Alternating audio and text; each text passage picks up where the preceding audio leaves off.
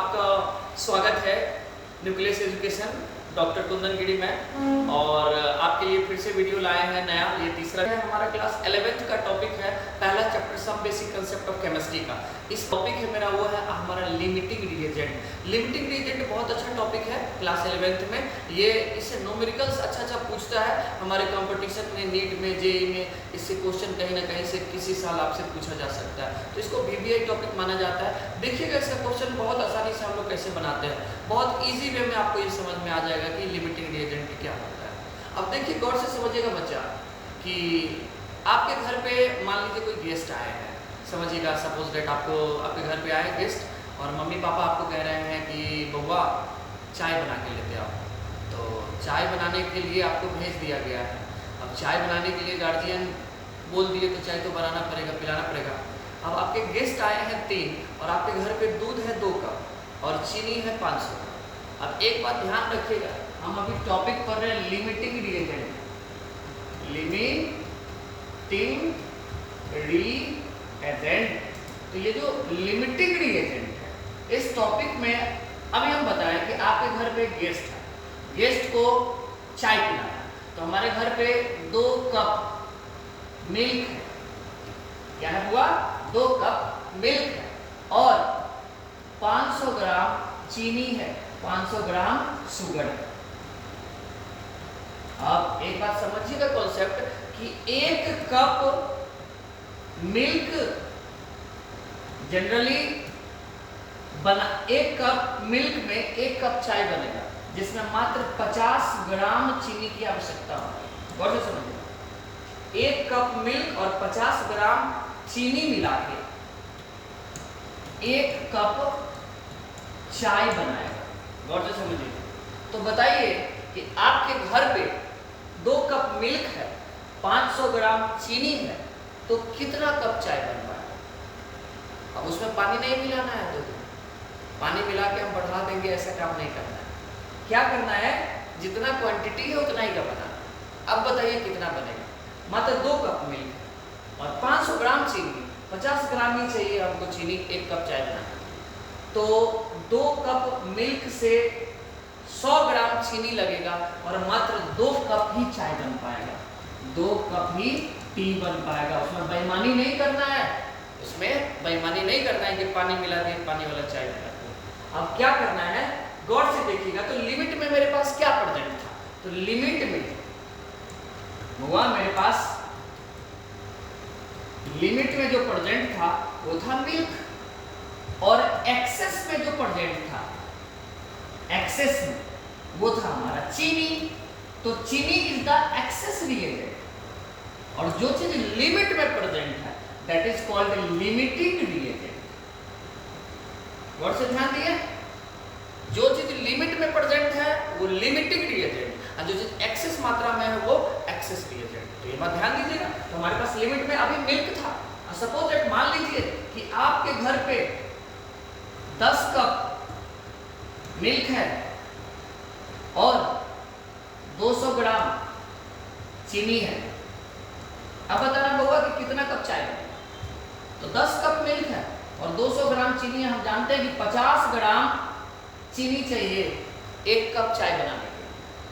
तो 200 ग्राम चीनी है तो और 10 कप मिल्क है तो कितना कप चाय बनेगा? तो गौर से समझिएगा, टोटल मिला के 4 कप के लिए हमारे पास चीनी है। कम मीठा नहीं बनाना है, लिमिटेड है, कितना ही बनाना है, लिमिट लगा हुआ। तो 50 ग्राम चीनी लगा, 4 गुना 200 ग्राम हुआ, तो 4 कप इसमें से मिल्क लेंगे और 200 ग्राम चीनी को मिलाएंगे तो फाइनली हमारे पास 4 कप चाय बनेगा। अब गौर से देखना, तो यहाँ पे लिमिट में कौन प्रेजेंट था? तो यहाँ पर लिमिट में प्रेजेंट था हमारा ये शुगर, शुगर। और रेस्ट में कितना बच गया? 4 कप मिल्क लगा और 6 कप मिल्क रेस्ट में बच गया। अब आप लोग बार बार दिमाग में आता होगा कि सर चाय बनाने में तो चाय पत्ती भी चाहिए, तो चाय पत्ती भी चाहिए, तो चाय पत्ती का यहाँ एक्सेस मात्रा है। एक और से समझिएगा, हमारे पास 2 चीज है, दोनों में कम से कम ध्यान दीजिएगा, लिमिटिंग रिएजेंट क्वेश्चन में 2 रिएक्टेंट पार्टिकल होना चाहिए।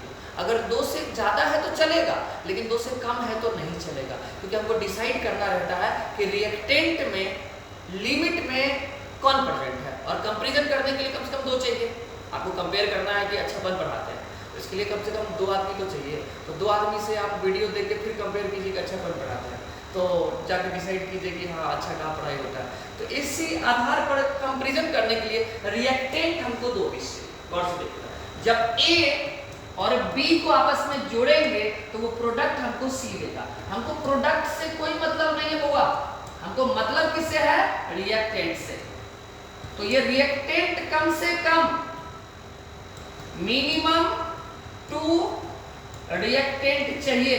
हमको लिमिटिंग रिएजेंट का क्वेश्चन बनाना है। 2 से ज्यादा चलेगा, A plus B plus C, ये दूध, ये चीनी, ये चाय पत्ती मिला के बनाए हम चाय D, और साथ में कुछ वेस्टेज भी निकला E। तो लेकिन कम से कम हमको रिएक्टेंट पार्टिकल कितना चाहिए हुआ? तो रिएक्टेंट पार्टिकल हमको कम से कम 2 चाहिए। कितना चाहिए? 2। 2 से कम रिएक्टेंट पार्टिकल में हमारा क्वेश्चन नहीं बनेगा। अब इसमें हम डिसाइड करेंगे कि फाइनली लिमिट में कौन प्रेजेंट है। A हमारा लिमिट में प्रेजेंट है, B हमारा लिमिट में प्रेजेंट है, या C हमारा लिमिट में प्रेजेंट है। ये तीनों में से जो लिमिट में प्रेजेंट होगा वो लिमिटिंग रिएजेंट हो जाएगा। क्लियर है? इसे हम बताएं ऊपर में कि हमारे पास मान लो 2 कप मिल्क है, 500 ग्राम चीनी है, 1 कप चाय बनाने के लिए 50 ग्राम चीनी की आवश्यकता होती है। तो 50 ग्राम चीनी लिए और 2 कप मिल्क लिए, नहीं 2 कप मिल्क लिए 50 ग्राम 100 ग्राम चीनी लेना होगा। अब बाकी जो रेस्ट बच जाएगा वो एक्सेस मात्रा में है। तो जिसमें जो चीज हमारे पास रिएक्टेंट पार्टिकल एक्सेस मात्रा में है वो एक्सेस रिएजेंट हो जाएगा, और जो लिमिटेड मात्रा में है वो लिमिटिंग रिएजेंट हो जाएगा। तो मेरा लिमिटिंग रिएजेंट हो जाएगा A और B में कौन, वो आप डिसाइड कीजिएगा जब क्वेश्चन मिलेगा तब। जो चीज लिमिट में प्रेजेंट है वो लिमिटिंग रिएजेंट, जो एक्सेस मात्रा में प्रेजेंट है वो एक्सेस रिएजेंट। अब इस पर हम क्वेश्चन देखते हैं कि सर क्वेश्चन कैसा पूछता है कि आप तो बता दीजिए कि कम से कम 2 रिएक्टेंट पार्टिकल चाहिए, जिसमें से एक को हमको लिमिट में बताना है कि ये लिमिट में प्रेजेंट है। आखिर इसका जरूरत क्यों पड़ता है? क्योंकि क्वेश्चन में हमसे पूछेगा फाइंड द प्रोडक्ट, और प्रोडक्ट हमसे निकलेगा तब जब हमारा दोनों में से रिएक्टेंट पार्टिकल में पता चलेगा कि लिमिट में कौन है। क्योंकि भाई एक बात बताओ, 2 कप मिल्क है और 500 ग्राम चीनी है, तो लिमिटेड, अब वो किसके आधार पर चाय बन रहा है? तो मिल्क के आधार पर, क्योंकि मिल्क लिमिट में प्रेजेंट है। तो जो लिमिट में प्रेजेंट है वो लिमिटिंग रिएजेंट होगा, और लिमिटिंग रिएजेंट ही हमको बताएगा कि प्रोडक्ट कितना होगा। प्रोडक्ट कितना होगा, हम लिमिटिंग रिएजेंट रिएक्टेंट साइड से लेंगे और उसका कंपैरिजन करेंगे प्रोडक्ट से, तब जाके हमारा प्रोडक्ट निकल जाएगा। जैसे कि अभी हम न्यूमेरिकल्स में आपको बताने जा रहे हैं। एक क्वेश्चन देखिएगा, नीचे मेरी क्वेश्चन क्या है उसका ध्यान। जो क्वेश्चन क्या है कि क्वेश्चन हमारा लिमिटिंग रिएजेंट का पूछ रहा है। लिमिटिंग रिएजेंट जो लिमिट में प्रेजेंट होता है वो लिमिटिंग रिएजेंट होता है। तो हमारा इक्वेशन, केमिकल इक्वेशन दिया होगा, इसमें जो रिएक्टेंट पार्टिकल होगा, जैसे रिएक्टेंट है मेरा A और B, क्वेश्चन में रिएक्टेंट दिया है A एंड B। अब A एंड B रिएक्टेंट है और ये प्रोडक्ट हमको दे रहा है C एंड D, तो C and D is the product.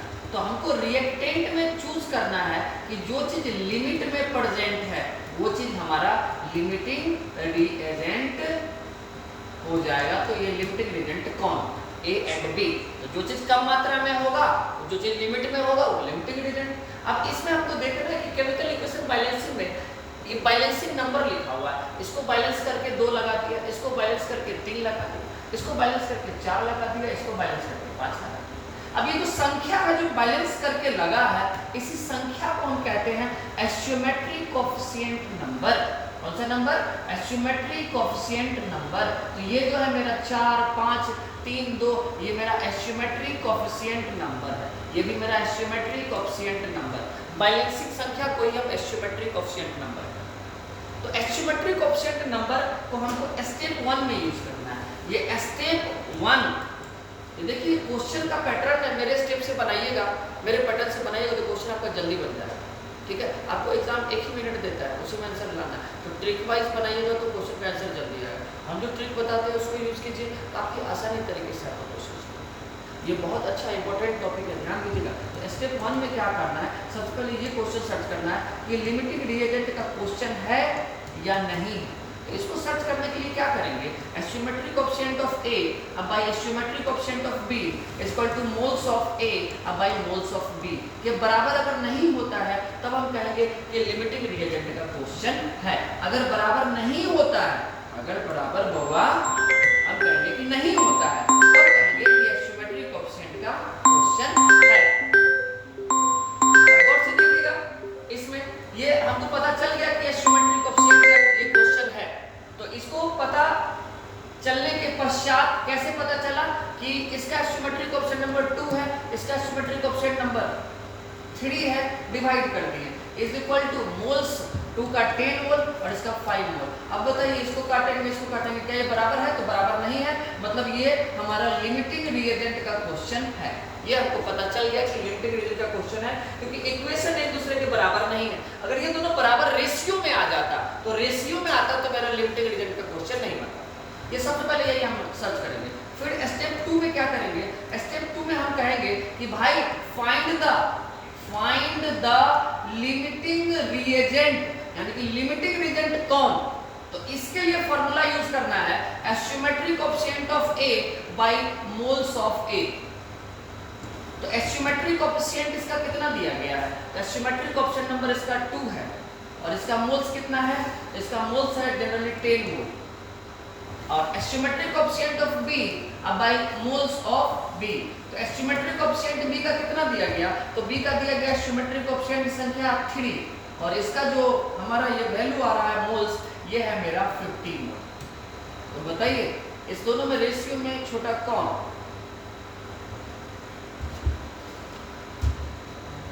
Pause करो।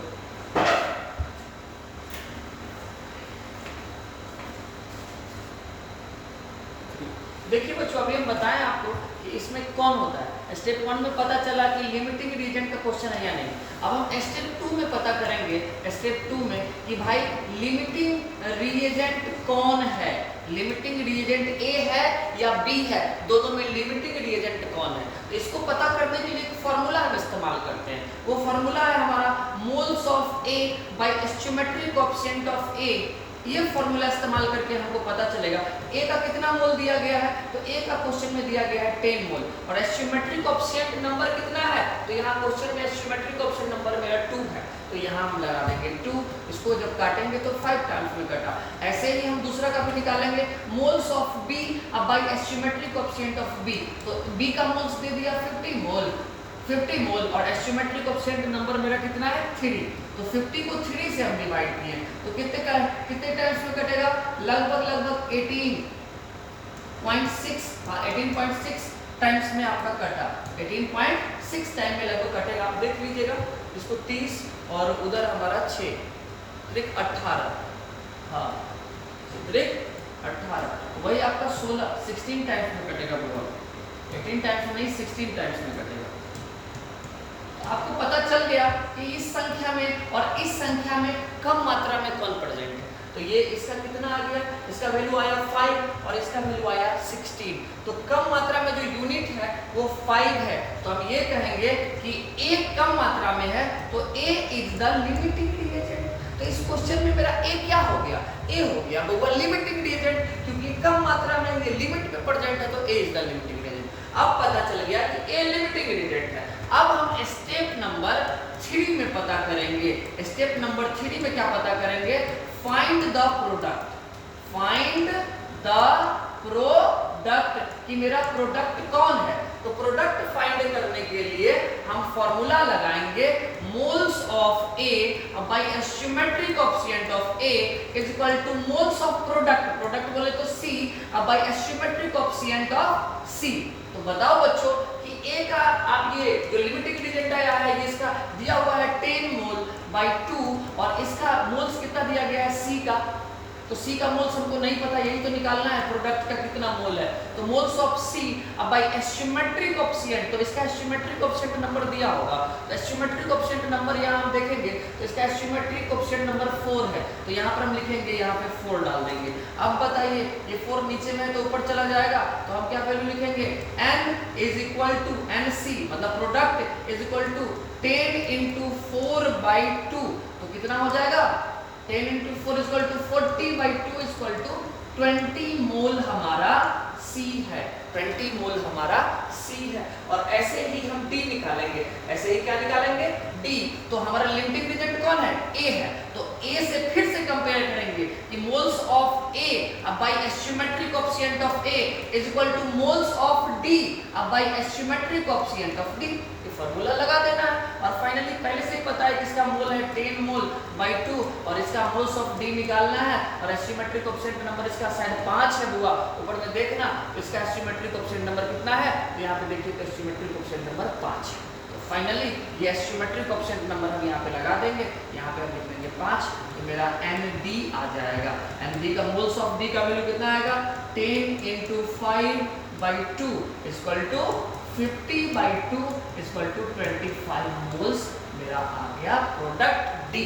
क्लियर है बच्चों? तो इस टाइप का आपका ये लिमिटिंग रिएजेंट का क्वेश्चन पूछेगा, हमेशा कहेगा find the product, find the product. तो ये एक बेसिक क्वेश्चन है इसका।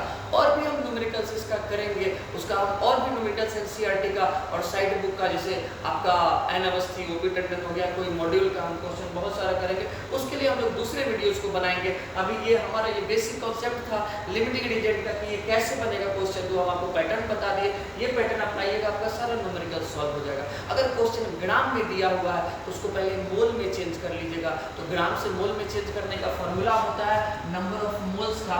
मोल्स का फॉर्मूला होता है given weight by molecular weight, जो हम पहले बता चुके हैं। तो गिवन वेट मतलब क्वेश्चन में दिया हुआ भार, हम मॉलिक्यूलर वेट मतलब एटॉमिक वेट को ऐड कर देते हैं। जैसे कि ऑक्सीजन का वेट 16 और हाइड्रोजन का वेट 1, तो 2 पीस ये H2O हो गया। तो H2O का मॉलिक्यूलर वेट हो जाएगा 1 × 2 प्लस ऑक्सीजन का 16, तो 16 2 18। तो गिवन वेट क्वेश्चन में दे दिया, मान लो सपोज दैट 90 और हमारा ये इसका एटॉमिक वेट है 18। एटॉमिक वेट क्या है हुआ? इसका मॉलिक्यूलर वेट आ गया 18, तो कितना आया 5, तो 5 मोल मेरा ये आ गया ये मोल्स का वैल्यू। तो अगर मोल्स नहीं रहेगा तो गिवन वेट और मॉलिक्यूलर वेट से मोल्स भी निकालेंगे। और जब मोल्स मेरा दिया हुआ है तो इसको ग्राम में चेंज करने के लिए, मोल से अगर हमको ग्राम में चेंज करना है तो इसके लिए फिर अगर क्वेश्चन में आंसर पूछे ग्राम में, तो हम क्या करेंगे? मल्टीप्लाई कर देंगे उसी एटॉमिक वेट से या मॉलिक्यूलर वेट से। तो ये 25 मोल हमारा C है। तो इसको एटॉमिक वेट जो भी दिया हुआ रहेगा C प्रोडक्ट अभी तो नहीं पता है, लेकिन क्वेश्चन में मेंशन रहता है कि नाइट्रोजन और हाइड्रोजन मिला तो अमोनिया बनाया, अमोनिया का मॉलिक्यूलर वेट डाल देंगे, तो फाइनली ये हमारा ग्राम में निकल जाएगा। इस पे न्यूमेरिकल्स देखेंगे अगले क्लास में। अब ऐसे ही हमारे साथ बने रहने के लिए, बहुत आसानी से किसी भी क्वेश्चन को सीखने के लिए, एकदम इजी वे में न्यूमेरिकल्स को बनाने के लिए हमारे साथ जुड़े रहिए। और कंटिन्यू ये 11th का टॉपिक है, कंटिन्यू नेक्स्ट वीडियोस का इंतजार कीजिए कि अगला वीडियो मेरा कौन सा टॉपिक पे रहेगा। तो ये चीज़ हिडन रहेगा कि कौन से टॉपिक पे रहेगा। बाकी आज के लिए धन्यवाद, नमस्कार। और ज़्यादा से ज़्यादा सब्सक्राइब कीजिए, इस वीडियो को शेयर कीजिए और लाइक कीजिए अपने दोस्तों के साथ। धन्यवाद।